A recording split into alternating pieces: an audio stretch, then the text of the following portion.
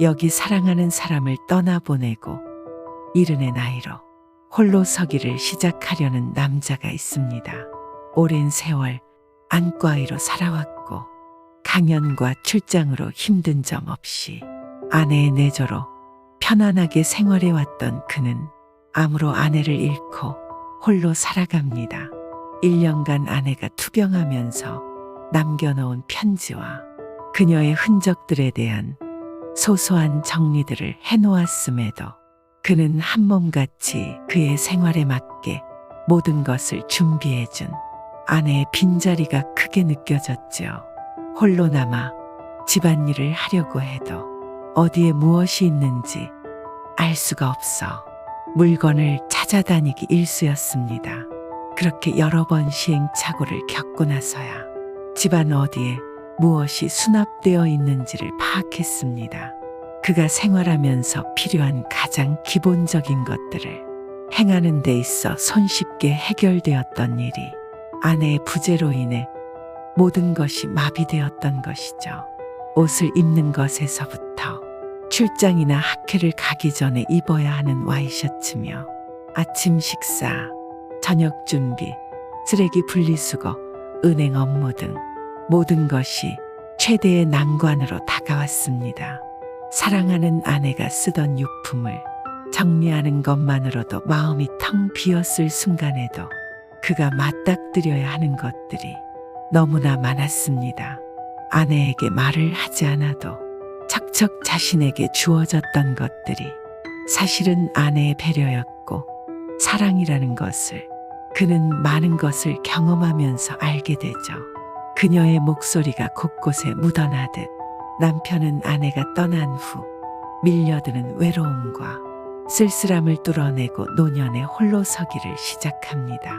집안일을 하면 할수록 자꾸만 밀려드는 집안일에 혀를 내두르기도 하고 아내가 했던 배치를 바꿔 자신의 동선에 맞게 다시 맞춰 나갑니다. 꾸역꾸역 밀려드는 쓰레기와의 전쟁도 시작되고 아내가 정성스레 챙겨주던 식단도 바뀌어 있는 대로 차려 먹거나 조리하기 쉬운 음식으로 먹고 나가죠. 가전제품 사용법에 대해 알아가는 과정과 건전지 교체, 다리미질, 지인들과의 연락 등 그야말로 자신이 하는 일을 제외하고 오롯하게 집안일을 홀로 해야 하는 시간들이 늘어납니다.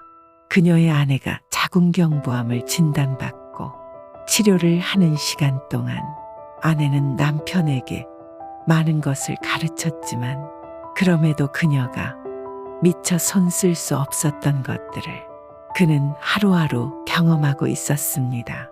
홀로 살아가는 시간 동안 사랑하는 사람과의 추억 넘어 자신이 얼마나 사랑받았는지 그는 아내가 떠나간 이후에야 절실히 느낍니다. 그의 이야기는 우리에게 정말 많은 것을 느끼게 해줍니다. 지금 우리 곁에 있는 가족이 영원히 함께할 것이라는 착각이 우리 곁에 맴돌기도 하지만 결국 작별의 시간은 찾아오는 것이죠. 그렇기 때문에 가족의 구성원일지라도 엄마에게 때로는 남편이나 아내에게 내가 생활하는 것들을 온전히 맡기는 것은 당장 몸과 마음이 편할 수 있지만 그것이 자신에게는 독이 될 수 있습니다. 믿고 맡길 수 있는 사람이 있다는 것은 정말로 행복한 일이지만 그만큼 스스로 할 수 있는 것들이 줄어드는 것과 같은 말인지도 모릅니다. 요즘 세대들은 대부분 맞벌이를 하다 보니 서로 집안일을 나누어 하는 집들이 많지만 우리 세대에서는 대부분밖에 잃은 남편이 집안 살림은 아내가 모든 일을 전담했죠. 그러다 보니 노년의 시간으로 접어들었을 때 남편은 아내의 손을 빌려 했던 모든 것들을 하지 못할 때가 많이 생깁니다. 혼자 밥을 해먹는 것부터 모든 것이 제대로 돌아가지 않는 상황이 초래하게 되죠. 시공간을 떠나 홀로서기란 아이에서 어른으로 성장하는 시간에만 필요한 것이 아닙니다. 우리는 평생 누군가와 함께 살아갈 수 없기에 누구나 다 홀로 서는 과정을 준비해야 합니다. 또한 요즘은 100세 시대이기 때문에 이런 장수 시대를 잘 살기 위해선 외로움을 이길 수 있는 고독력도 키워야 합니다. 고독력을 키우기 위해선 일단 남의 눈을 절대로 의식하지 않는 것이 중요합니다. 혼자 있는 것을 다른 사람들이 어떻게 볼까? 그것을 걱정하지 말고 그 자체를 즐기면 되죠.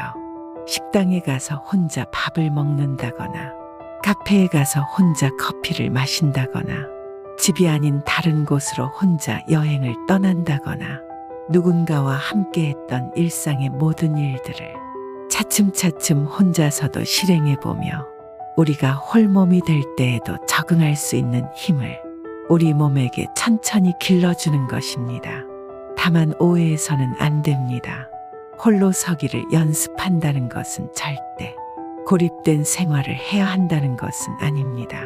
오히려 가족이나 배우자가 아닌 다른 사람과 어울리는 방법을 배우는 것이죠. 자녀가 같이 살기를 원하지 않는다면 외로움과 기쁨을 나눌 수 있는 이웃, 친구 등을 우리가 스스로 만들어야 합니다.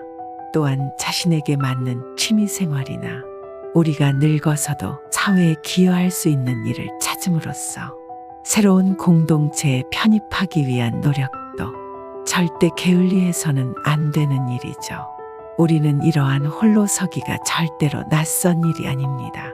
이미 아이에서 어른이 되는 성장 과정에서 우리는 부모님의 곁을 떠나 혼자서 인생을 살아가는 방법을 배웠죠. 우리가 20살의 나이에도 부모님에 의지하며 인생을 살아왔다면 그 이후의 인생에서 우리는 쉽게 무너졌을 것입니다. 즉 홀로 선다는 것은 인간이 자신의 미래를 위해 스스로 해결하고 책임지면서 앞날을 준비하는 건설적이고 합리적인 태도인 것이죠. 또한 요즘에는 혼자 살아가는 노인들을 일컫는 이른바 싱글노인으로 살아가는 것이 대세여서 노인들의 홀로서기는 이 시대의 일반적인 현상으로 봐도 무관합니다. 하지만 인간은 홀로서기를 할 때 경제적으로 그리고 심리적으로 두려움을 느낍니다. 독립과 자유를 의미하는 홀로서기가 말 그대로 쉬운 것은 아니기 때문입니다. 준비 없이 우울한 독방에 혼자 살아가야 된다면 그것은 매우 슬픈 일일 것입니다. 때문에 현대에 들어서 더더욱 홀로서기의 중요성은 우리에게 강조되고 있는 것이지요. 만약 남자라면 아내의 도움 없이 생활하는 것을 연습하기 위하여 혼자 시장을 돌아보는 것도 재미있는 홀로서기 준비가 될 수 있습니다. 흥정하는 재미와 삶의 현장을 느끼며 스스로 요리하며 끼니를 해결하는 방법도 배우는 것이죠. 자신이 즐거워하는 취미생활, 여가 생활을 찾아 즐기는 것도 홀로 서는 데 정말 좋은 방법이 될 수 있습니다. 걸쭉한 뽕짝이나 트로트 노래에 빠지며 즐거워하는 것도 등산, 낚시, 산책, 여행 등으로 자신을 돌보는 것도 혼자 진정한 자유를 느끼기 위한 좋은 방법이죠. 아니면 전국에 숨어있는 오래된 나무들을 찾아보며 때때로 숲길을 걸어보는 것도 괜찮을 것입니다. 여러 생각을 하며 혼자 나무가 많은 숲속을 걸으면 철학자가 된 듯한 기분도 들 것입니다. 어제 본 숲과 오늘 본 숲이 비슷한 것 같지만 미묘하게 다르기 때문입니다. 마지막으로 자신의 건강 유지는 물론 궁색하지 않도록 살기 위한 경제력을 쌓아야 합니다. 노년기에는 늘 부족하고 채워지지 않는 지갑이 우리를 괴롭히게 될 수 있기 때문입니다. 돈만 밝히는 세상에 돈이 없으면 홀로 사는 노인들은 불행해지기 쉽습니다. 우리 모두 다들 젊어서는 패기와 열정, 그리고 카리스마를 가지고 살아왔겠지만 노년기에는 그렇지 못하는 사람이 많습니다. 하지만 지금부터라도 홀로 서기의 의지를 가지고 노후를 열정적으로 보내야 합니다. 가능하면 가족에게 의존하지 않고 혼자서도 노인의 품격을 지키는 것이지요. 그리고 건강과 경제력을 바탕으로 당당하게 혼자만의 삶을 선택하여 인생의 황혼을 만끽하는 게 인생에 있어서 피날레와도 같은 게 아닐까요? 오늘 영상은 여기까지입니다. 오늘 영상의 내용이 마음에 드셨다면 좋아요와 구독 눌러주시면 저에게 큰 힘이 됩니다. 카카오톡으로 친구들에게도 이 영상을 공유해 주시면 좋은 영향력을 끼칠 수 있을 것입니다. 시청해 주셔서 감사합니다.